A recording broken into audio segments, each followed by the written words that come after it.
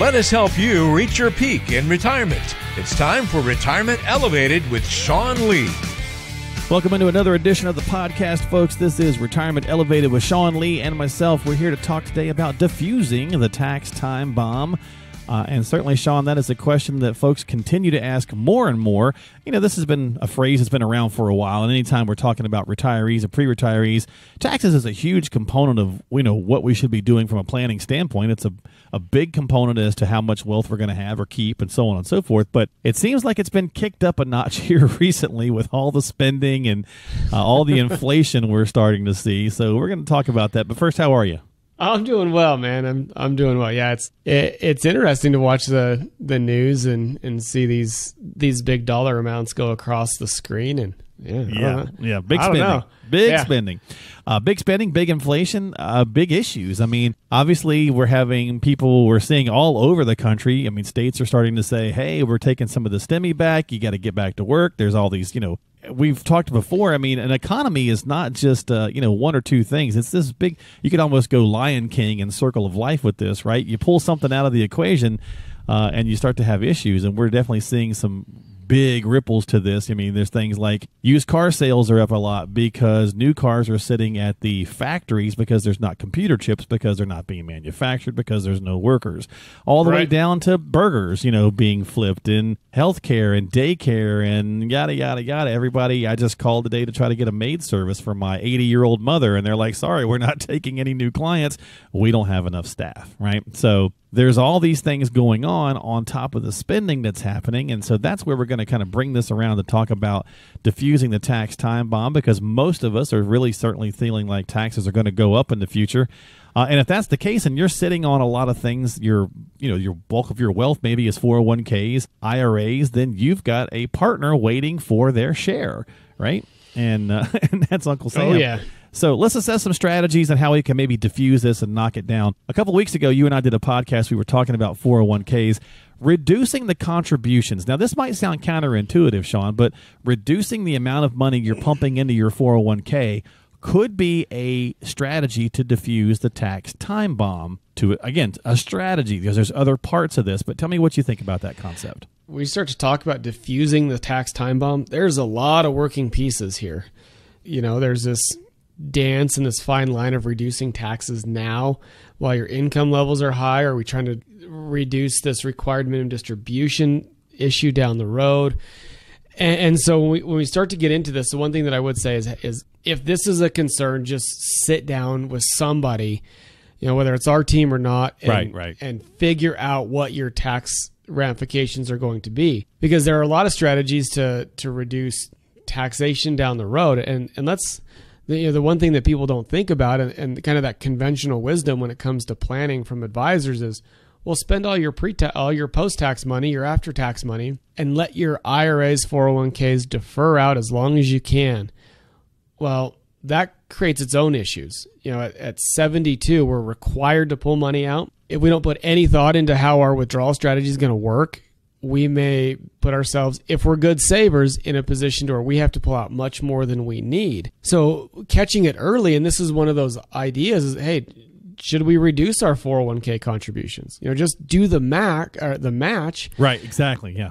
And then all the excess money, don't just pocket it and run with it and spend it, but save it in different vehicles. Right. So different tax type strategies, whether it's a Roth IRA if your income levels are low enough, or pivoting and using a Roth 401k option if your company has it. Yeah. Or investing in a brokerage account, or using cash value life insurance, which we're going to talk about all these things. But having a distribution strategy in mind and using different types of investments with different types of tax attachments to them can really help your plan in the long term. Yeah, and I'm glad you brought that up, because we are going to move into that. So yeah, when I said it sounds a little counterintuitive at first to say, hey, stop pumping as much into your 401k, somebody's like, well, wait a minute, that's how I'm saving the money. Right, but just go after the match, right? And then maybe, because all that money is going to be growing, waiting for Uncle Sam to get their share later on, maybe take the rest of that, and to your point, we're going to go through some of these, put that in funding a Roth IRA. Right. And more businesses have them. I mean, our firm, we have a traditional 401k option, but we also have a Roth 401k option, which allows for our team to invest in a Roth 401k at the same limits that a traditional 401k allows for, but the only difference is that it's after-tax money. So they're paying taxes now. They're taxing the seed of their money. Mm-hmm. And we have some younger employees. We range anywhere from our youngest at 23 up till 50. But now you've got this taxing the seed of our money, and then it grows tax deferred, and the harvest is tax free. And so that's one option, is using the Roth 401k. Another option, if your incomes aren't over, it's like 175,000 and change or something. Don't quote me on that because I haven't looked at the exact numbers. But if your income level is too high, you can't contribute to a Roth IRA. But if your income is under those limits, you can contribute to a Roth IRA as well, which is the same idea. The money is taxed already. Mm-hmm, it grows tax deferred. It comes out tax free. Well, and to your point, you mentioned that earlier. So let's say we are a high income earner, okay? And we say, well, I've been told I can't fund a Roth because I make too much. So you mentioned cash value life insurance. Is that an option for people? A lot of people are starting to revisit the life insurance conversation, Sean, for a couple of reasons. One, some of these proposals that have not gone through yet seem like they're targeting generational wealth, right? Like the removal of the stretch IRA. Mm-hmm. That's now forcing it into the 10-year window, possibly getting rid of the step up in basis. That's on the possible chopping block. And these things are kind of making it harder to leave wealth to our heirs as tax efficient as possible. So is a life insurance, is that an option for folks? I think life insurance is going to come back into vogue, or whatever you want to call it. Sure, that works. Life insurance is a useful tool, and I talk a lot about our personal strategies as a family, and life insurance is one of those tools that we've used in the past, mm-hmm. and we still use it today. But when you look at life insurance, there's this idea, well, oh my gosh, life insurance is a liability. I pay a premium and I get a death benefit. Where when you start to look at some of the cash components of life insurance, there's some pretty valuable components to that. Some strategic uses you could do. You can put as much money as you want into it each and every year. There's no limits on contributions or income, as long as you stay within the parameters of your contract. Mm-hmm. You'll get a tax-deferred cash value growth bucket. Now, depending on what underlying investments you choose, or if you use a fixed strategy or whatever it may be, that's all going to be different. So you get this cash value component to it, but then you get this death benefit that's tax-free. And down the road, if properly built, and this is where I see a lot of life insurance policies that were poorly funded, mm-hmm. or poorly built, or poorly constructed. Mm-hmm. You've got to make sure that the cash component in the savings vehicle can withstand some of the cost of insurance. But if you fund it properly, then down the road you could potentially pull money out tax preferred. Yeah. And so I like that. I consider that kind of a different asset class than the Roth. I consider it a different investment strategy than just like the markets. And so if you use it right, it's a pretty decent tool.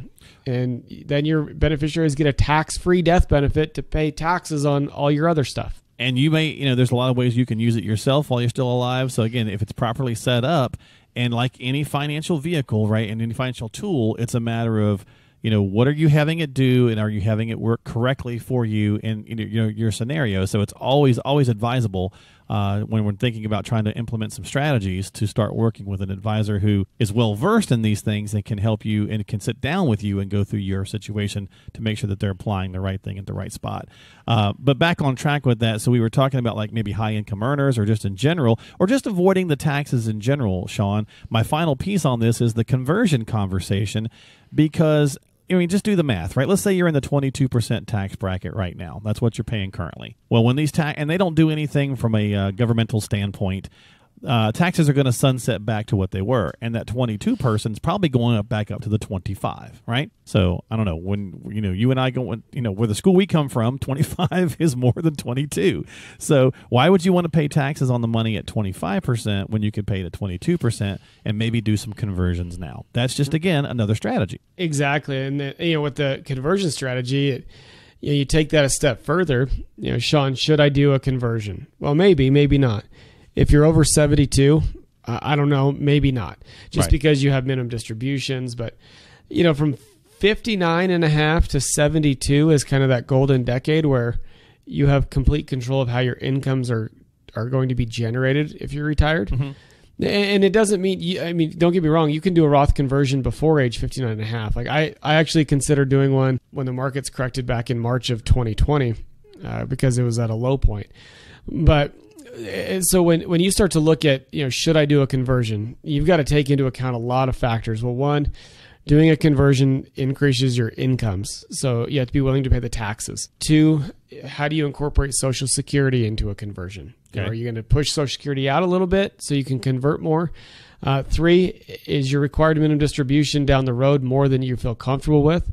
So it makes sense to convert earlier to get some of that money out of that tax deferred bucket. So when you start to look at Roth conversions, this is something that you really need to take some time and really look at. And the one thing you don't want to have happen is just like willy-nilly, I'm going to convert $100,000 because it sounded good and I read something on the internet where you got to have a strategy, right? It destroys you down the road. So, I like Roth conversions. When we recommend them, we take our time in figuring out what is that going to do to income.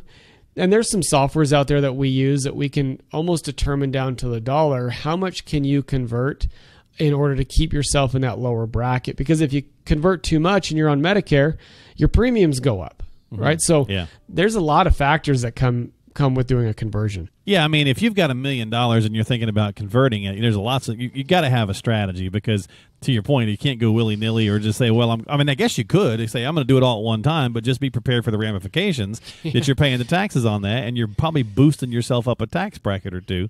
So just make sure that, again, strategy, right? It's all about having a strategy when it comes to diffusing the tax time bomb, and those are just some options to ponder and to think about. And as we said earlier in the show, and obviously we say it often, before you take an action on anything you've heard from us say that these things might work or might not work for you, or any other show you might be listening to or gotten some information or some water cooler talk or whatever, always check with a qualified professional. Sit down and talk about your specific situation. Don't just do it because Cousin Fred did it and so on and so forth. Talk about how it applies to you specifically with the team at Elevated Retirement Group. Get on their calendar, come in for a consultation or review at 855-50-RETIRE. That's 855-50-RETIRE. And don't forget to subscribe to the podcast on Apple, Google, Spotify, whatever you like to use. You can just simply type in the name of the show into the search box of those apps. Most of them are on your phone already. Type in Retirement Elevated. It should pop right up, and you can subscribe to it that way. Don't forget to share it with folks who might benefit from it. And, of course, if you need some extra help, stop by the website for the team at elevatemyretirement.com. That's elevatemyretirement.com. That's going to do it this week for the podcast, Sean. Thanks for hanging out with me, my friend. I hope you have a great week and enjoy your June. Hey, thanks, man. We'll talk to you soon. We'll talk to you soon here on the show. This has been Retirement Elevated with Sean Lee, Managing Partner at Elevated Retirement Group.